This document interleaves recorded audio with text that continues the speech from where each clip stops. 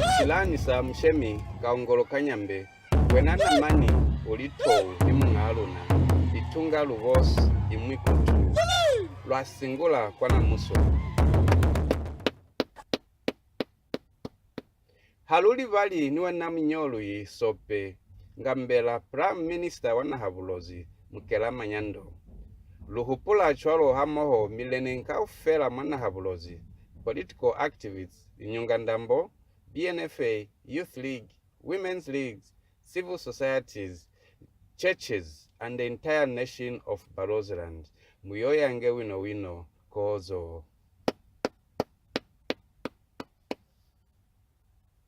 Barotseland indeed is a vast nation with deep-rooted history.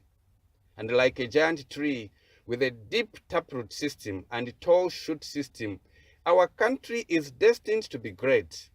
Not even the invasions of Makololos and Zambians could stamp out our country into oblivion, but only spur it on to prosperity beyond the 2012 BNC era.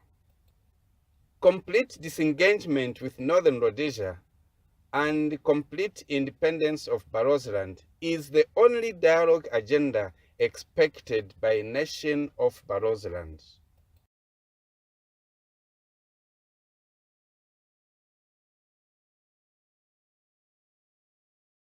You see, I don't understand why we are having problems, because the people who signed the agreement, like Dr. Kaunda, is still living.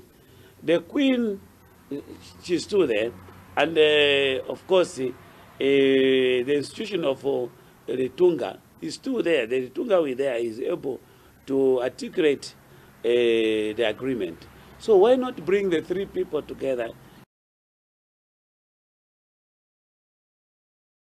The 24th October, celebrated annually, is actually anniversary for Northern Rhodesia, which was a colon protectorate and not independence for Barotseland. The change in the state of affairs was not by accident, but calculated moves masterminded by the first Republican president, Mr. Kenneth Kaunda, and perpetrated by his successor presidents. This marked the beginning of the horrors of Barotseland's Zambianship. The unilateral abrogation of BA 64 by Zambia as early as 1969 started the horrors of Zambianship. The design targeted all sectors in Barotseland to swallow up the country and erase it from the global map, if possible, all aimed at enslavement of Barotseland through weakened economic base and conversely political base. Abolishment of one of the most lucrative sources of income for Barotseland, the Winela, was the first step targeting Barot's labor force. The scheme continued for over 50 years in different forms, now resulting in deployment of Barotses away from home country, retirement before time, and firing of civil servants of Barotse origin on pretext of national interests. Between 1964 and 70s, Kaunda launched an onslaught that crippled the education system in Barotseland. The sport in Barotseland was equally targeted and ran down. Barotseland national boundaries were encroached. Barotseland National Treasury was looted also. Barotseland national institutions were rhetorically named. For example, Barotseland National Government, BNG, was renamed BRE, Barotseland Royal Establishment. The Church of Barotseland.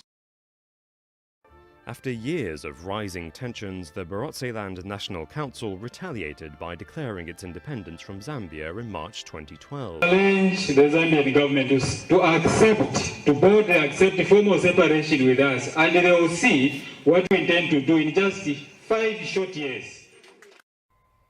Meanwhile, Zambia claims to the international community that it has undertaken some developments for Barotseland, when in actual sense there has been nothing to that end. What is on record is a long list of failed projects done for Western Province, a territory that is not Barotseland. All these and many more political economic tactics, all evils committed by Northern Rhodesians against Barotseland, are a clear testimony that Zambia was determined to disadvantage our land perpetually in all terms. Additionally, there has been no meaningful development Northern Rhodesia could ever do in Barotseland. Additionally, there has been no meaningful development Northern Rhodesia could ever do in Barotseland. Therefore, the 2012 BNC is a historic and emphatic no that wrecked Zambia's attempted colonialism of black-on-black order over Barotseland. The economic transformation of Western Province is a key element of Vision 2030 will create more than 100,000 direct jobs in 10 districts of Western Province through the development of the cashew value chain in Mongu, Lemolunga, Senanga, Kalabo, Nalolo, Sekongo, Shangombo, Sioma, Lukulu,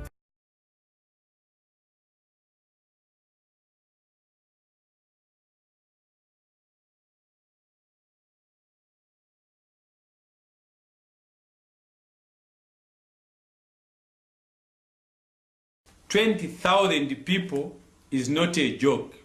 What they have done is legitimate.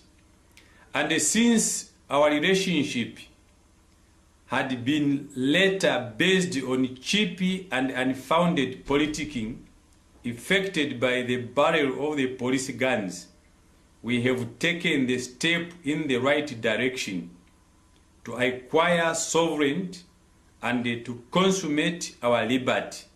What should be done or considered are the following. Workable approach. We should have a workable approach. In the workable approach, the first thing is that people have to renounce and reject the name Western Province. So you reject the name Western and be yourself and demand respect. Secondly, you reject or renounce Zambian nationality, if any. 3, acclaim the Ritunga as head of state of Barotseland. 4, proclaim Barotseland as a country with its own right. 5, declare the office of the president irrelevant in Barotseland, the king's land, considering that the office of the president does not serve the interest of the king or the people. Declare the office of the vice president irrelevant as well from Barotseland. How can we have the office of the vice president in Barotseland when we have the office of the Ngambela or Sote? Stop recognizing the deputy minister as head of Barotseland. He represents the president and he is politically above the Ritunga. 8.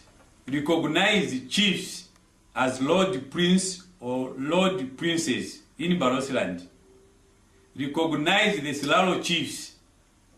Recognize all relevant authorities established in accordance with the wish of the Barotse people and in conformity with our laws. Understand that Barotseland does not belong to Zambian political parties. This is how sovereignty is restored, not in by the finger liberation pointing bloc or of gossiping. Barotseland. It is now time for all of Barotseland nationals to rally behind the BTG or RBG in unity of purpose and clarity of focus for the ultimate cause in entrenching the ideals espoused as 2012 BNC and UDI mandate. Tukongote, Omana Nongolo.